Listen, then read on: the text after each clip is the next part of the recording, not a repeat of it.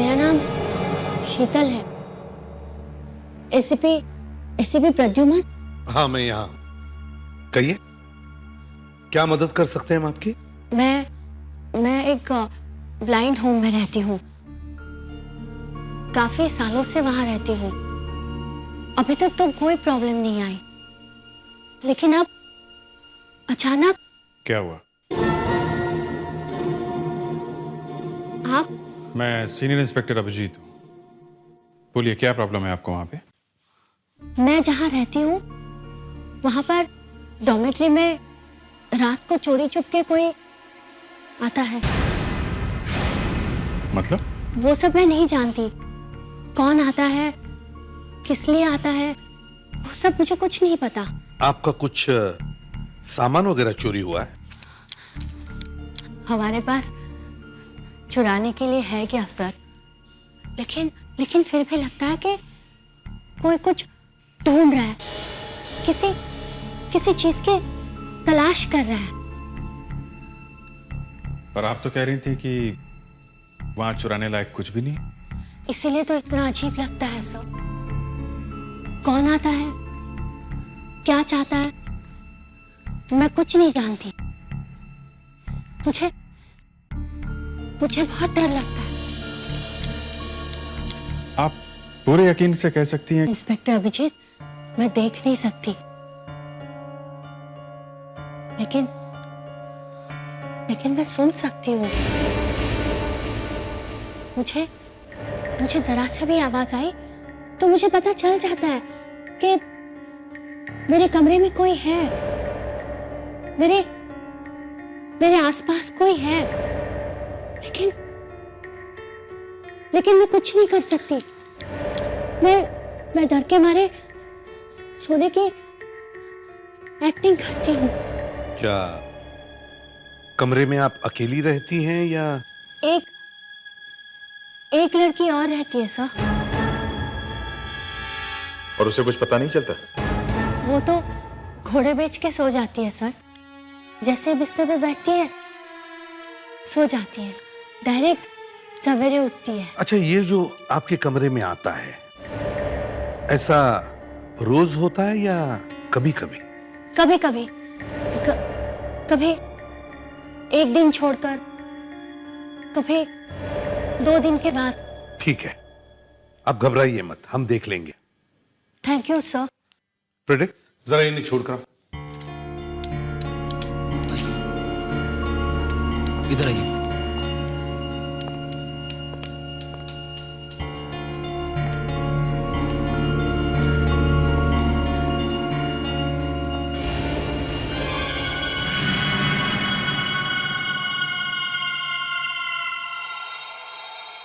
क्या लगता है? सर, लगता तो है कि सच कह रही है। मगर सर, इस केस में हम क्या कर सकते हैं? हाँ, ना कोई खून हुआ है, ना चोरी या हमला। ये केस हमारे सीआईडी का नहीं है।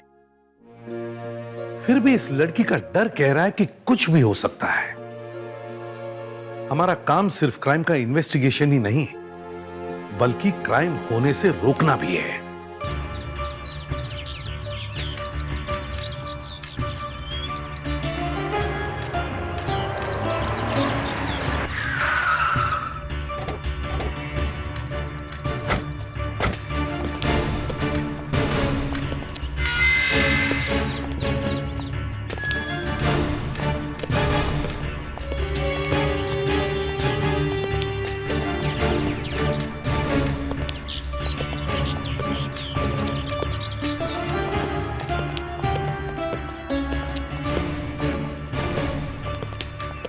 एक मिनट भाई साहब जी, ये शीतल को जानते हो?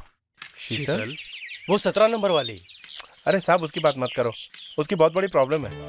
कभी तो अकेले में बैठकर रोती रहती है और कभी सबके सामने हंसती रहती। कुछ गड़बड़ है। लेकिन साहब, उससे आप लोगों का क्या काम है? यहाँ के डॉक्टर कहाँ मिलेंगे जो इंचार्ज है यहाँ के? साहब आ रहे हैं, आपके पीछे आ रहे हैं। डॉक्टर साहब? Yes. Senior inspector Abhijeet, CID से। सीआईडी? ब्लाइंड होम में क्या हुआ यहाँ पे? आपके यहाँ एक शीतल मैडम है। हाँ। वो हमारे ऑफिस में आई थी। उनका कहना है कि उनके कमरे में कोई चोरी छुप के आता है, यही ना? जी हाँ। इंस्पेक्टर साहब, there is a saying in English, empty mind is devil's workshop. खाली दिमाग शैतान का घर होता है। अब इनकी इमेजिनेशन को हम कैसे रोक लगाएंगे? जरा सी भी आहट होती है तो उनको लगता है जैसे तूफान आ गया हो। आपको लगता है कि ये सब उनके मन का वहम है? बिल्कुल सही कहा आपने। Don't worry, she is safe over here. Bye bye.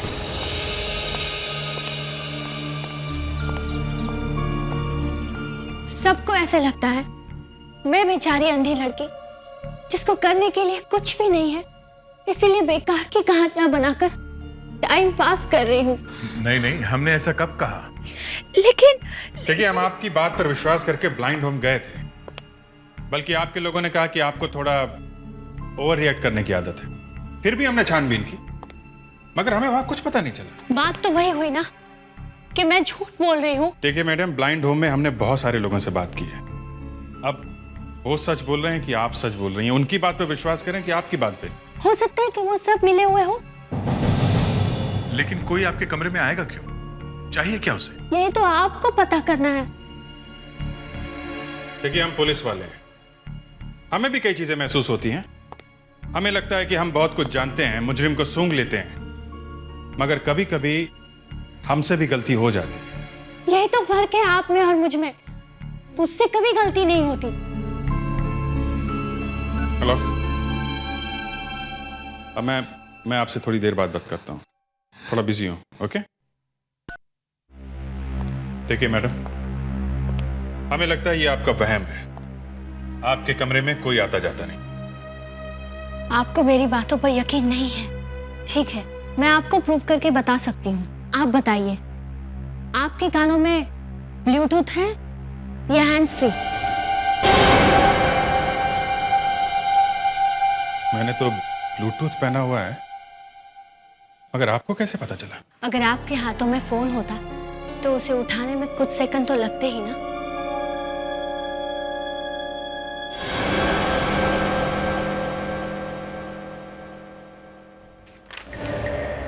Inspector दया, आप उस फाइल को कितना भी धीरे टेबल पे रखिए, मुझे उसकी आवाज सुनाई देगी। मिस्टर फेडरिक्स, आपका मोबाइल वाइब्रेटर पे है, कब से बज रहा है, उसे उठा लीजिए।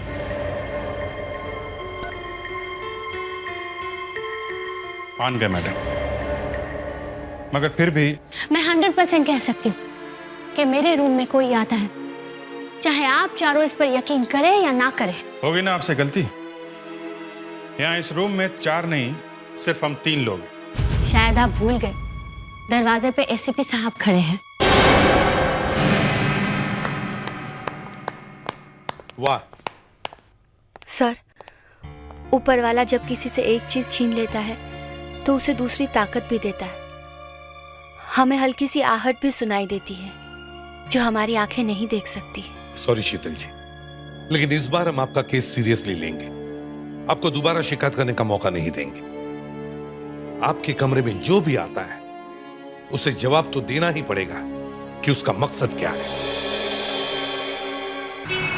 यह केस तभी सॉल्व हो पाएगा जब कोई ब्लाइंड होम में जाकर रहेगा और वहां की हर बात, हर आदमी पर लगातार नजर रखेगा। हम में से किसी को भेस बदल के जाना होगा। मगर सब कुछ बहुत समझदारी से करना पड़ेगा।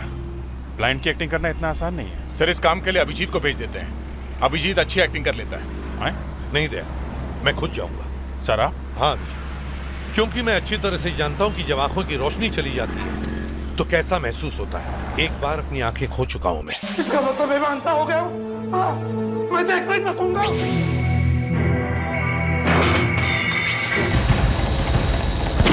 मगर सर, ब्लाइंड होम में एडमिशन से पहले वहां के डॉक्टर आंखें चेक करेंगे, उनको कैसे धोखा देंगे? इस काम के लिए हमारा फोरेंसिक डॉक्टर भी तो है, वो कब काम आएगा?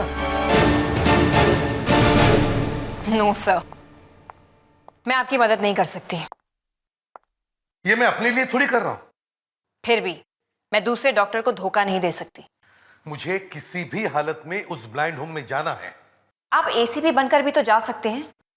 एसीपी जैसे बनकर जाने में कोई फायदा नहीं है, क्योंकि वहां पर क्या चल रहा है कुछ पता नहीं चलेगा। इसलिए कह रहा हूं, मुझे वहां एक ब्लाइंड आदमी बनकर ही जाना है। आपको ब्लाइंड बनने की एक्टिंग करनी आती है? यही तो प्रॉब्लम है, मुझे एक्टिंग करने नहीं आती। इसीलिए कह रहा हूं मेरी आंखों में डालने के लिए कुछ दो जिससे मैं एक ब्लाइंड लग सकूं। ठीक है,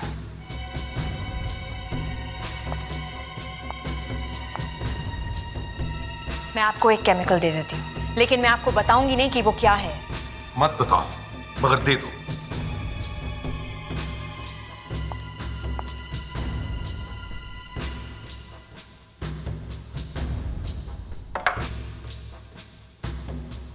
ये लीजिए, इसके 2 या 3 ड्रॉप्स अपनी आंखों में डालिएगा। आपकी आंखों की पुतलियां फैल जाएंगी और आपकी आंखें ब्लैंक लगने लगेंगी। और अगर किसी डॉक्टर ने मेरी आंखें चेक की तो? किसी डॉक्टर को मिलने से कुछ ही देर पहले लगाइएगा, किसी को कुछ पता नहीं चलेगा। Thank you very much doctor, thank you. Sir, ये जो हम कर रहे हैं वो गलत है और इससे आपकी आंखों को नुकसान भी हो सकता है। मुझे पता है डॉक्टर, मगर मुझे ये केस सॉल्व करना ही है।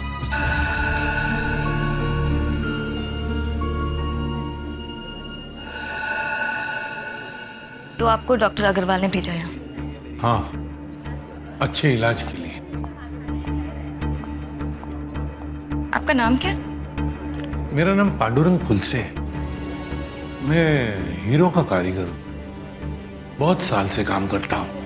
इन्हें मशीन पर बिठा दो। जी, आइए, जरा संभालिए। आइए इस तरफ से, यहाँ बैठिए।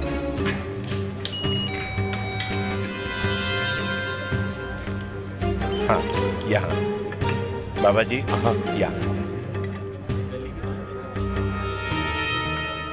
आपको कब से दिखाई नहीं दे रहा? 1 साल से। कभी कोई इलाज करवाया? कहाँ से इलाज करवाऊंगा, जब से आंखें चली गई काम भी बंद हो गया। पैसे नहीं इलाज करवाने के लिए।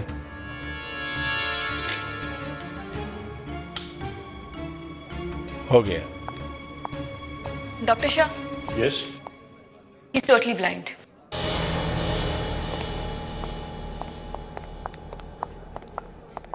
तो आप हमसे क्या उम्मीद लेकर आए? आप मुझे अपने ब्लाइंड होम में रख लीजिए, बाहर मेरा कोई नहीं है। ठीक है, इन्हें बेड नंबर 8 दे दो। आप बेफिक्र रहिए, यहाँ आपका पूरा ख्याल रखा जाएगा। Okay, thank you doctor.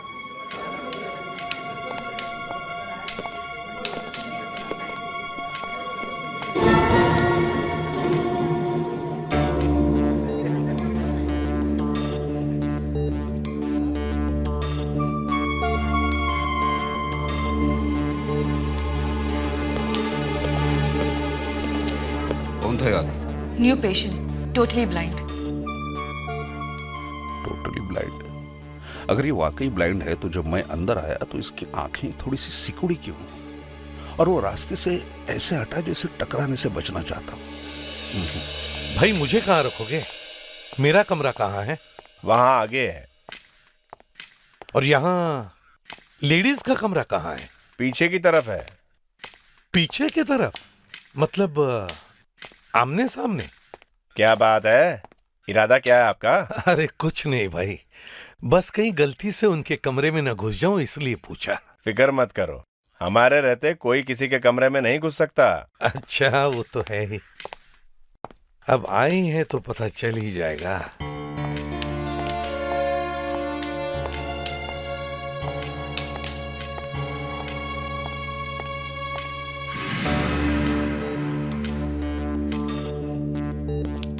किसी चीज की जरूरत हो तो बेल दबा देना। हाँ जी, शुक्रिया।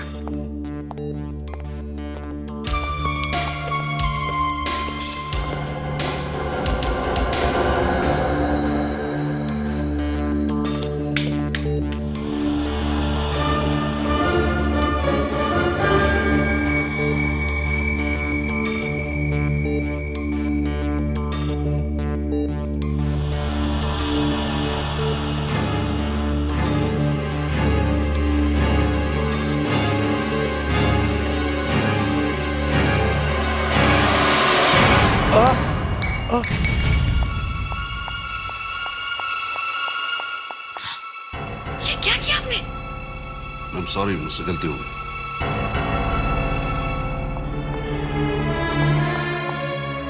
आप घबराइए मत, वो गलती से उनके हाथ से छूट गया। आप बैठिए आराम से।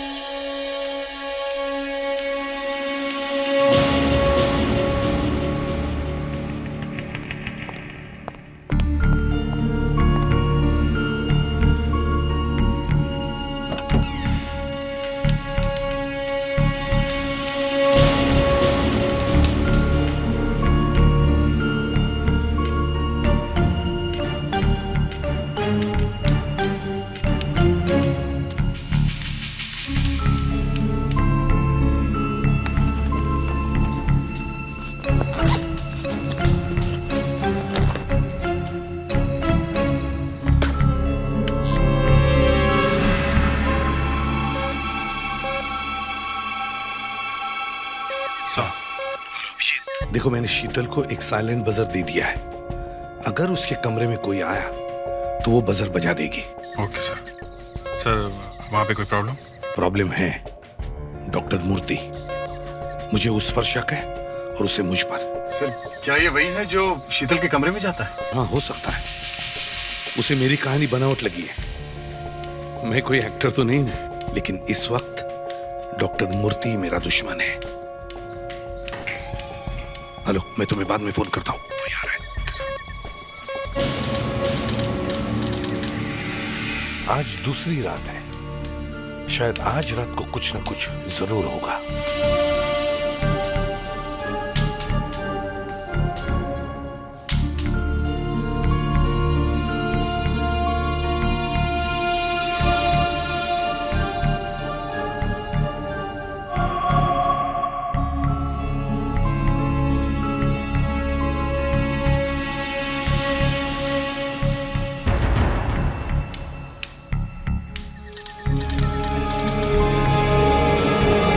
आज तीसरी रात है और अब तक कुछ भी नहीं हुआ।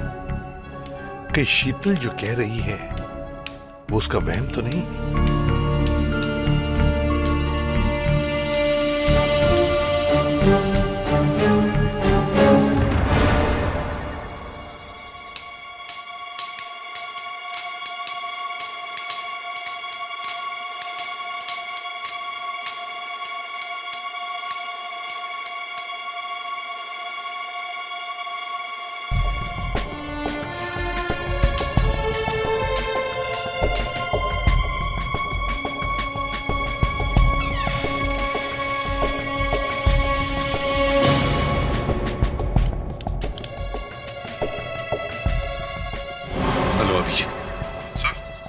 देखो, मुझे लगता है हम लोग यहाँ टाइम वेस्ट कर रहे हैं। 4 दिन हो गए शीतल के कमरे में कोई भी नहीं गया है और ना ही मुझे किसी भी तरह का कोई सुराग मिल पाया है। सर आज का दिन और देखते हैं। अगर कुछ हाथ नहीं आया तो फिर ये केस बंद। अभिजीत, 1 मिनट, शीतल का सिग्नल आ रहा है। मैं जाके देखता हूँ। तुम लोग भी अलर्ट रहना। ओके? Yes sir.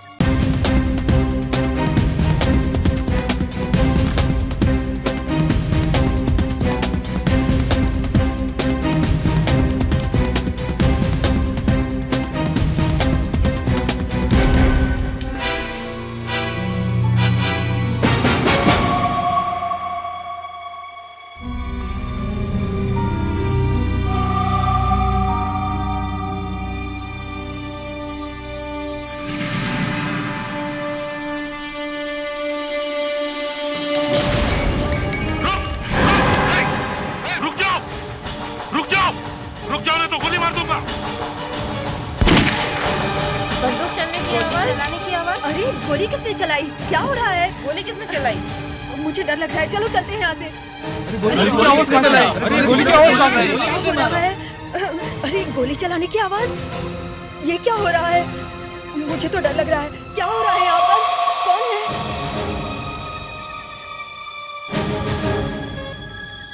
हाँ, कोई था। मैंने खुद उसका पीछा किया है शीतल गलत नहीं कह रही है, मामला बहुत ही सीरियस है। सर पता चला कौन है वो? मैं उसे ठीक से देख नहीं पाया, मगर मुझे लगता है वो डॉक्टर मूर्ति ही था। अब मैं इस केस की जड़ तक पहुंचूंगा, इस डॉक्टर मूर्ति को नहीं छोड़ूंगा। मुजरिम चाहे जो भी हो, उसका अंत जेल में ही होना चाहिए। Yes sir.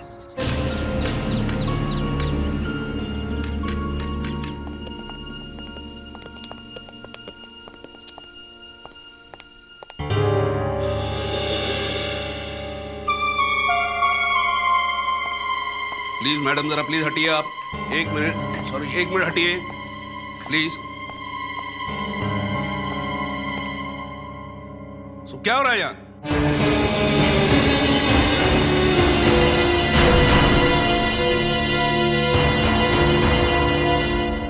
मुझे पहले से ही पता था कि तुम ब्लाइंड नहीं हो।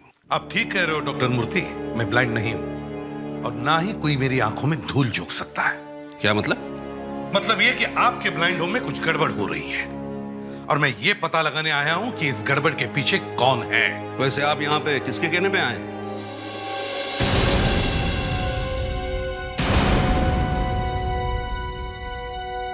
तो शीतल के कहने पे आप यहाँ पे आए हैं।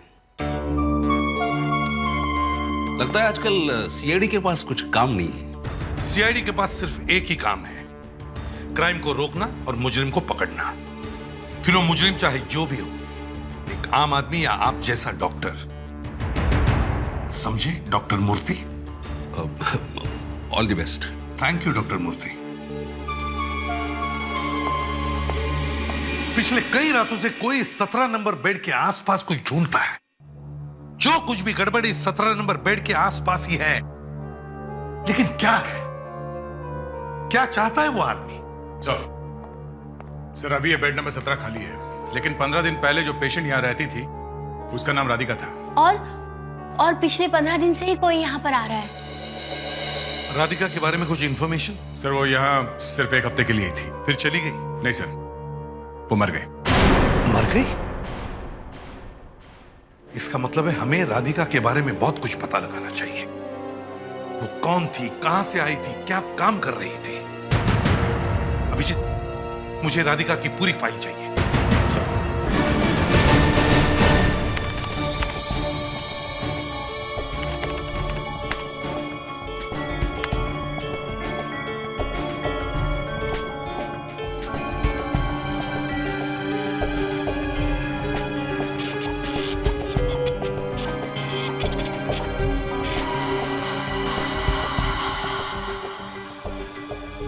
सर राधिका एक ज्वेलरी शॉप में काम करती थी, सूरजमल डायमंड्स। 2 महीने पहले इसी कंपनी में 2 करोड़ के हीरों की चोरी हुई। किसी ने वहां के सेफ पे कुछ एसिड डालकर मजबूत मेटल से बने ताले भी गला दिए और हीरे लेके फरार हो गया। अगले दिन एक आदमी पकड़ा गया जो हीरे लेके भागने की कोशिश कर रहा था। उस पर गोली चली और वो मर गया, लेकिन वो हीरे कभी नहीं मिले। उस वक्त राधिका कहां थी? उसी दौरान राधिका ने काम पे जाना बंद कर दिया क्योंकि उसकी आंखों की रोशनी चली गई थी। उसने अपने बयान में कहा है कि गलती से उसने टॉयलेट में काम आने वाला एसिड अपनी आंखों में डाल लिया। केस बहुत बड़ा है सर, वो 2 करोड़ के हीरे आज तक नहीं मिल पाए। मुझे लगता है राधिका उन हीरों की चोरी करने वालों के साथ मिली हुई है और उसकी आंखों में जो तेजाब गया है वो वही है जिससे तिजोरी खोली गई और शायद उसी तेजाब की वजह से उसकी आंखें भी चली गई। हाँ सर, अगर ये केमिकल जरा सा भी आंख में गया तो आंख तो गई समझो। मतलब आदमी ब्लाइंड हो सकता है? ब्लाइंड तो होगा ही होगा, आंख में छेद हो जाएगा। ये देखिए, आप लोग जरा सा पीछे हो जाइए प्लीज। ये देखिए सर, ये लोहे का स्लैब है, इस पर इस केमिकल की ड्रॉप डालकर देखते हैं।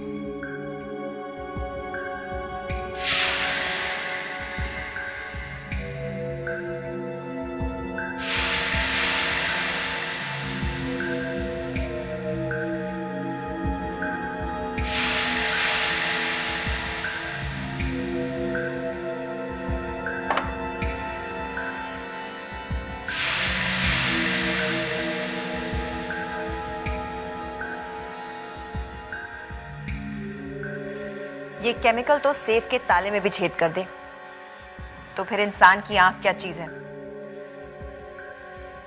इसका मतलब है राधिका हीरो की चोरी में मिली हुई थी। जब लुटेरे तिजोरी पर ये केमिकल डाल रहे थे तो शायद गलती से ये केमिकल राधिका की आंखों में लग गया और उसकी आंखें चली गई। मगर हीरे कहां रखे हुए ये राधिका जानती थी, और राधिका तो मर चुकी है सर।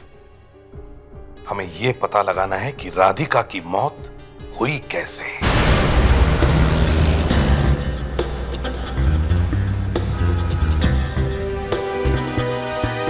सर, मुझे इस बात पे हैरानी है कि राधिका आत्महत्या करने के लिए ब्लाइंड होम की फार्मेसी तक पहुंची कैसे, और उसे ये कैसे पता चला कि जो शीशी उसने उठाई है, जो वो पीने जा रही है, उसमें जहर ही है। सर, आप जो कह रहे हैं वो सच भी हो सकता है।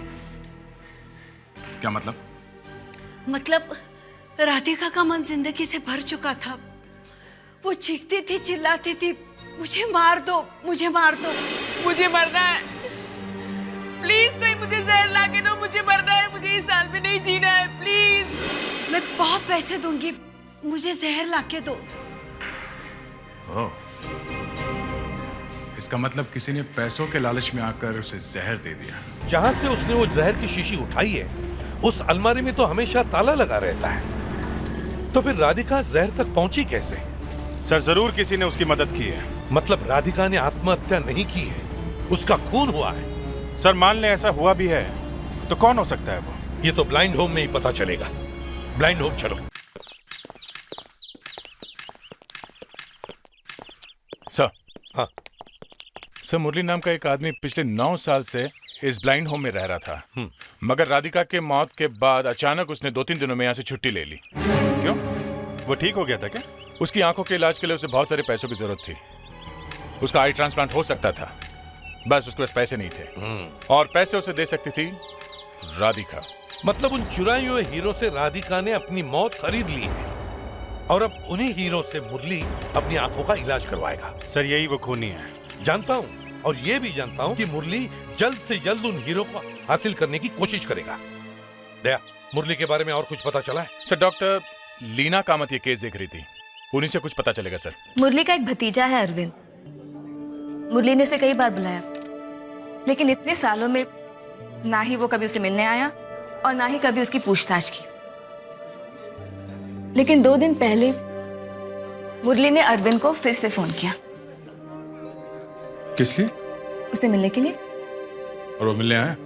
हाँ, इस बार वो आया भी और उसे डिस्चार्ज करवा कर लेकर भी गया। तो इसका मतलब है मुरली हीरो के बारे में जानता है। मुरली ने अरविंद को हीरो का लालच दिया और अरविंद उसे बाहर ले गया। डॉक्टर, क्या आप बता सकती हैं ये अरविंद रहता कहां है? आप ऑफिस रिकॉर्ड्स में देख लीजिए, एड्रेस मिल जाएगा आपको।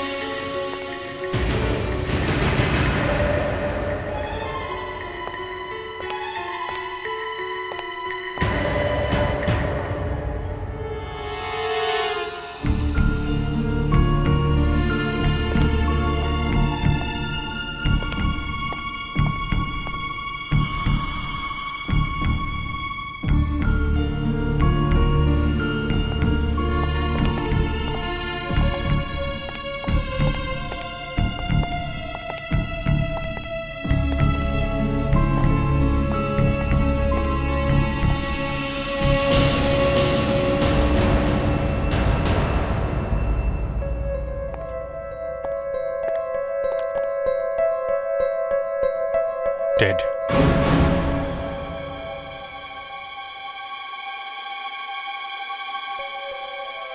खून अभी भी लाल है, सूख कर काला नहीं हुआ है। मर्डर हुए ज्यादा देर नहीं हुई है सर।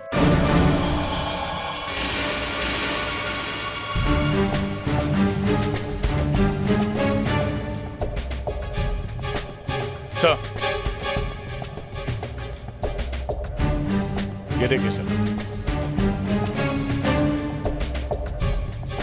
लगता है मरने से पहले इन दोनों में से किसी ने फोन किया होगा।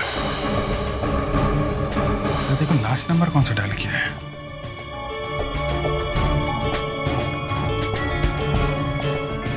वन 4739। पर ऐसा तो कोई नंबर होता ही नहीं है कहीं पे भी। हाँ, और अगर ऐसा नंबर है नहीं तो फिर इसने डायल क्यों किया? सर, ये कई कंपनियों के ट्रैवल ब्रोशर्स मिले हैं। लगता है कहीं भागने की तैयारी में थे। सर, इनकी बॉडी पे बहुत सारे निशान हैं। शायद इन्हें टॉर्चर किया गया है। कुछ उगलवाना होगा। जिसने भी इन दोनों का खून किया है वो इन हीरो के बारे में जानता है और इन हीरो के वजह से इन दोनों का खून हुआ है। देखना ये है कि इस 14739 का इस खूनी के साथ क्या लेना देना है।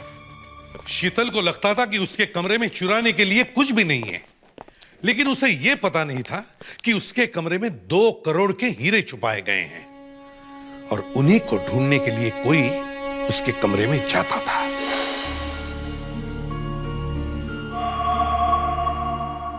मगर उस शख्स को यह पता नहीं था कि वो हीरे पहले से ही गायब हैं। मुरली उन हीरो को लेकर कब का निकल चुका था, लेकिन उसे पता चल गया कि हीरे मुरली के पास है। तभी उसने मुरली को टॉर्चर किया और मार दिया। सर, हमारा इस मुरली के बारे में छानबीन करना ये सिर्फ ब्लाइंड होम वालों को ही पता था। ये खूनी ब्लाइंड होम का ही आदमी है। वो ना सिर्फ राधिका और मुरली बल्कि हमारी हर बात की खबर रखता है और मेरा तो शक अभी भी डॉक्टर मूर्ति पर ही है। मगर उसे पकड़ने के लिए हमारे पास कोई सबूत नहीं है सर। हमारे हाथ में तो सिर्फ यही एक क्लू है, 14739। क्या हो सकता है ये 14739? किसी बैंक लॉकर का कोड नंबर, किसी तिजोरी का कोड, पोस्ट बॉक्स नंबर, किसी कार का नंबर भी तो हो सकता है। हाँ, लेकिन सर कोई भी कोड 14739 से शुरू नहीं होता। ये भी हो सकता है ये उस नंबर का पिछला हिस्सा हो, इसके आगे कुछ और नंबर हो। पता करो किस चीज का नंबर है ये नंबर ही हमें खूनी तक पहुंचाएगा।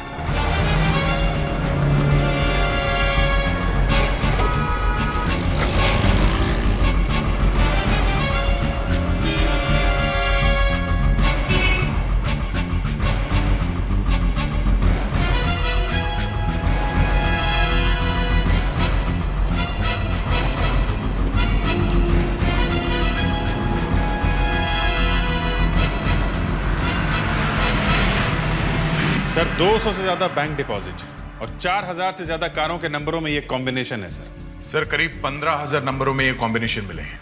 सर, और भी कई चीजें हैं चेन में, जैसे कि दुकानों के मेंबर, क्लब कार्ड के member, credit card number, ATM number. और अगर पोस्ट बॉक्स नंबरों की लिस्ट ढूंढना शुरू करें तो सर पता नहीं कहां पहुंचेंगे। जब तुम लोग अपना काम कर रहे थे तब मैं भी अपना काम कर रहा था। मैंने सोचा कि ये 14739 किसी का नाम हो सकता है। नाम? हाँ, जैसे 725 का राज होता है। ये देखो, 7 का R, 2 का A और 5 का J। वैसे 14739 के बहुत सारे कॉम्बिनेशन हो सकते हैं। तब भी सर मोबाइल फोन के नंबरों में नंबर 1 पे कोई अल्फाबेट नहीं होता। फिर भी इस नंबर का कुछ तो मतलब है, नहीं तो मरता हुआ आदमी ये नंबर डायल क्यों करता? एग्जैक्टली। हमें फिर से ब्लाइंड होम चलना होगा, वहीं पे पता चलेगा 14739 का राज क्या है।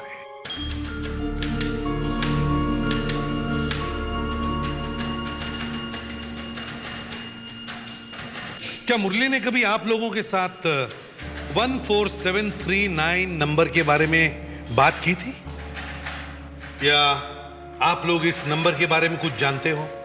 नहीं सर, ये नंबर तो हमने पहली बार सुना है। अच्छा ये बताओ, ये डॉक्टर मूर्ति कैसे डॉक्टर हैं? थोड़े स्ट्रिक्ट हैं लेकिन अच्छे हैं। अच्छा, ये नंबर उनसे रिलेटेड हो सकता है क्या? उनके घर का नंबर, उनकी गाड़ी के नंबर में ऐसे नंबर्स हों? हो भी सकता है सर, पर हमें नहीं मालूम।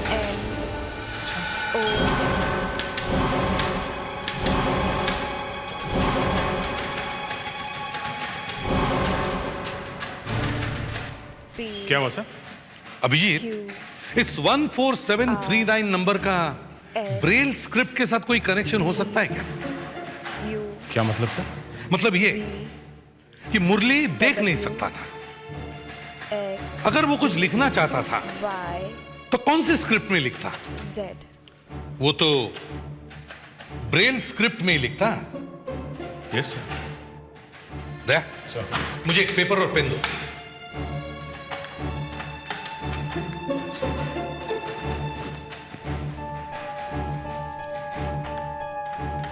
अब मैं टेलीफोन के डायल पर जैसे नंबर लिखे हुए होते हैं उसी तरह मैं इस पेपर पर नंबर्स लिखता हूं।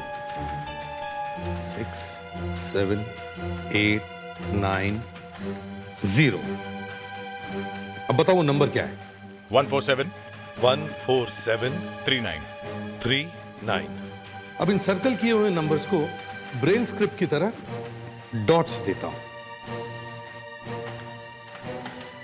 तो ये ऐसे देखेंगे, 3 वर्टिकल लगातार डॉट्स, उसके बाजू में 2 वर्टिकल डॉट्स जिनके बीच में स्पेस है। अब पता करते हैं इन डॉट्स का क्या मतलब है। STUVWXYZ। मैडम, मुझे आपकी थोड़ी मदद चाहिए। हाँ जी, कहिए। विथ परमिशन में आपका हाथ पकड़ सकता हूँ? जरूर। जरा ये बताइए, ये जो 3 लगातार वर्टिकल डॉट्स है इनका क्या मतलब है? एल। और ये जो 2 वर्टिकल डॉट्स है जिनके बीच में स्पेस है वो? के। एल के। डॉक्टर लीना कामत।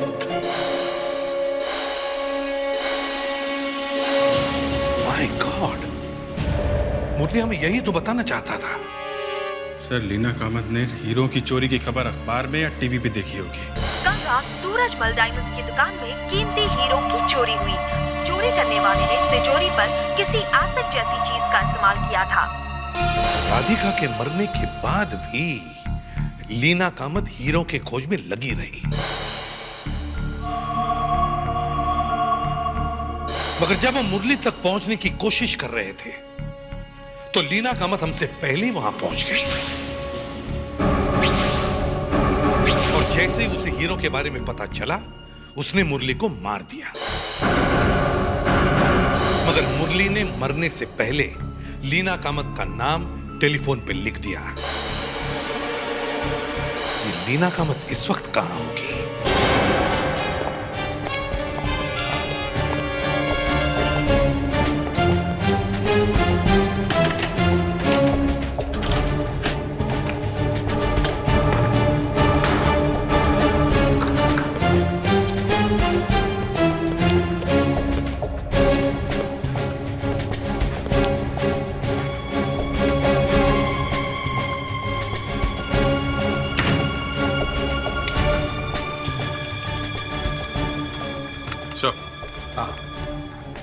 सो ये देखिए, ये तो पूरी रिसर्च कर रही थी डायमंड्स की चोरी की ऊपर।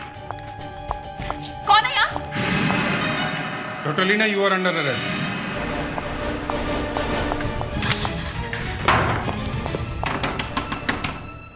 देखो, अंदर छुप के बैठने का कोई फायदा नहीं है, बाहर आओ। दरवाजा तोड़ दो।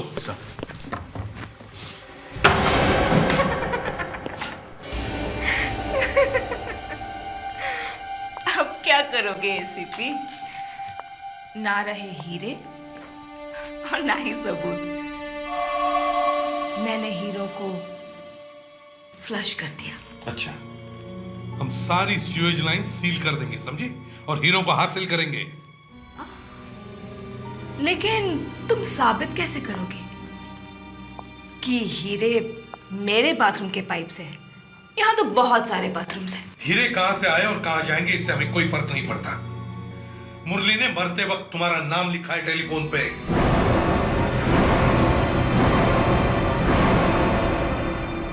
हमारे पास और भी सबूत है डॉक्टर लीना कामत, आपको फांसी के तख्ते तक पहुंचाने के लिए।